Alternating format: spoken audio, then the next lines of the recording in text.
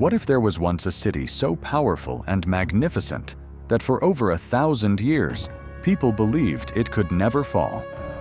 Welcome to Constantinople. The year is 500 AD, and this city is the absolute center of the world. Positioned directly between Europe and Asia, it sat on a triangular peninsula, a geographical masterpiece that made it nearly impossible to attack. Every trade route from east to west converged here. This city was effectively the Amazon warehouse of the ancient world. The Golden Horn Harbor was always alive, with hundreds of merchant ships arriving daily from every corner of the known world. Protecting it all were the Theodosian Walls, perhaps the greatest military defense construction ever built. Featuring 3 separate layers of defense, a deep moat, an outer wall, and a massive inner wall. No army could crack it. For centuries, invaders looked at these walls and turned back. Even Attila the Hun refused to try. Step inside, and you would walk the Mese, the great central marble-paved boulevard stretching across the entire city. Romans, Persians, Greeks, and Egyptians mingled here. On any morning, you could hear a dozen languages on one street. Then, you would hear a sound like thunder. The Hippodrome, a massive 100,000-seat stadium. Chariot races here weren't just entertainment. They were intense political rivalries between the violent blue and green factions. The emperor himself presided over the races, his popularity rising or falling with the speed of the horses. Adjacent stood the Great Palace, an entire city within a city dedicated to absolute imperial power. Visiting ambassadors described a supernatural throne room featuring a mechanical golden throne that rose to the ceiling while golden birds sang. This was calculated theater. Constantinople wanted visitors to believe the emperor was more than human. But the greatest symbol of their ambition was the upcoming Church of Hagia Sophia, a structure that redefined architecture. When completed, its massive central dome seemed to float on a halo of light, remaining the world's largest for a millennium. The city's markets sold unparalleled luxuries, legendary purple dye and silk so fine it was nearly transparent. By gaining the secrets of silk production, the empire controlled the most lucrative supply chain in the Western world. Even at night, the city never slept. The harbor continuously operated by torchlight because commerce never paused. The wealthiest citizens lived in a level of luxury that had absolutely no equal in the West.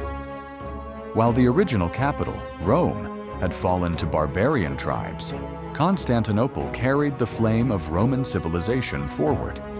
Here, the priceless works of ancient Greece and Rome were copied and preserved while Europe entered the Dark Ages. Byzantine monks carefully preserved Plato, Aristotle, and Homer, texts that would later spark the European Renaissance. Their engineering was staggering. A massive aqueduct system stretched over 250 kilometers to supply fresh water to 500,000 citizens.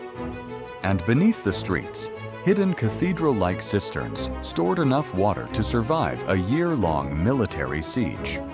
The imperial government provided free bread to hundreds of thousands, a welfare system centuries ahead of its time. The Byzantine military combined classic Roman discipline with advanced Greek strategy and armored Persian cavalry tactics.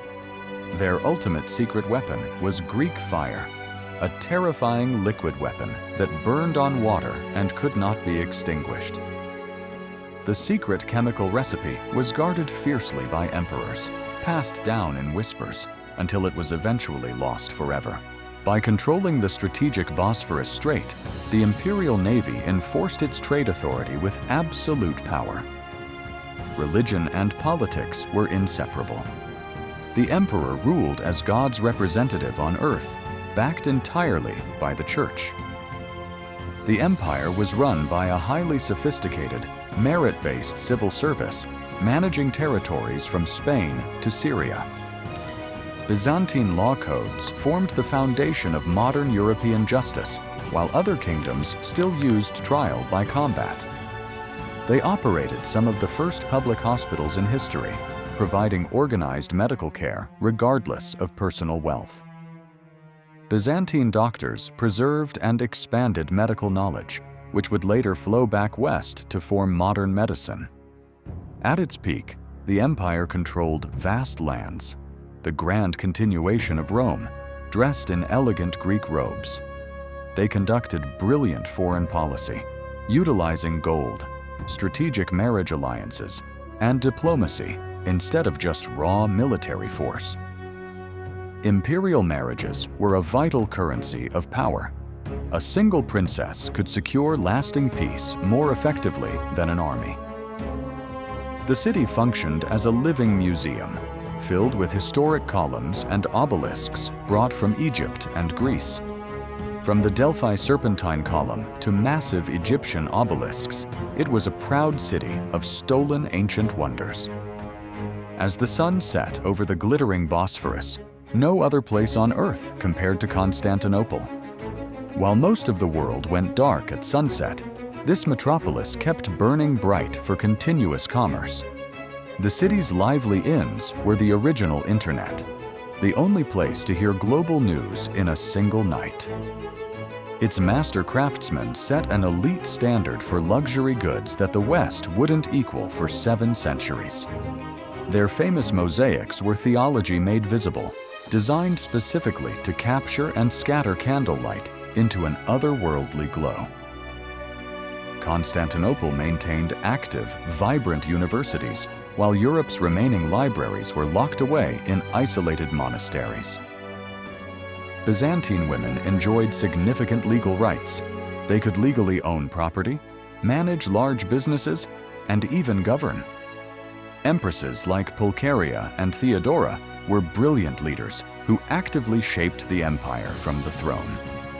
Yet, it wasn't always peaceful. The violent Nika riots of 532 claimed 30,000 lives inside the Hippodrome. It was Empress Theodora who courageously refused to flee, choosing to die as a ruler rather than live running. Intense theological debates over religion weren't just church matters. They frequently sparked massive public revolutions.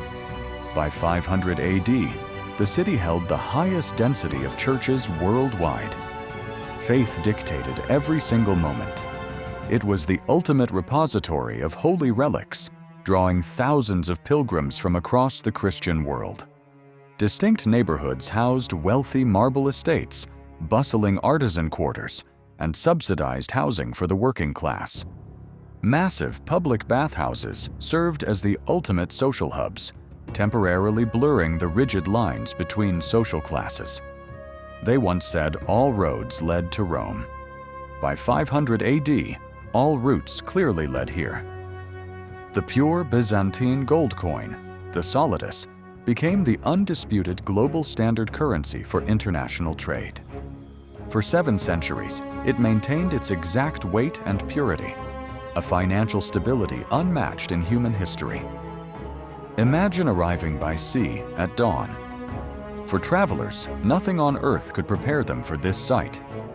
The moment you entered the grand gates, the roaring sound of 500,000 citizens hit you. The municipality even organized a professional fire brigade, actively protecting the massive urban infrastructure. Major avenues were beautifully lit at night by public oil lamps, making it feel like a futuristic city. Within these formidable walls, the absolute pinnacle of human civilization, art, and law was concentrated. In under 2 centuries from its founding, it grew from a modest town into the beating heart of the world. It would endure for another 1,000 years, surviving crusades and sieges until the historic Ottoman cannons of 1453. But in 500 AD, it stood unchallenged as humanity's single greatest, most spectacular urban achievement. Constantinople proved what humanity could achieve, reminding us that true greatness must be continuously built and defended. If you enjoyed this historic journey, please like and subscribe to explore more wonders of the ancient world together.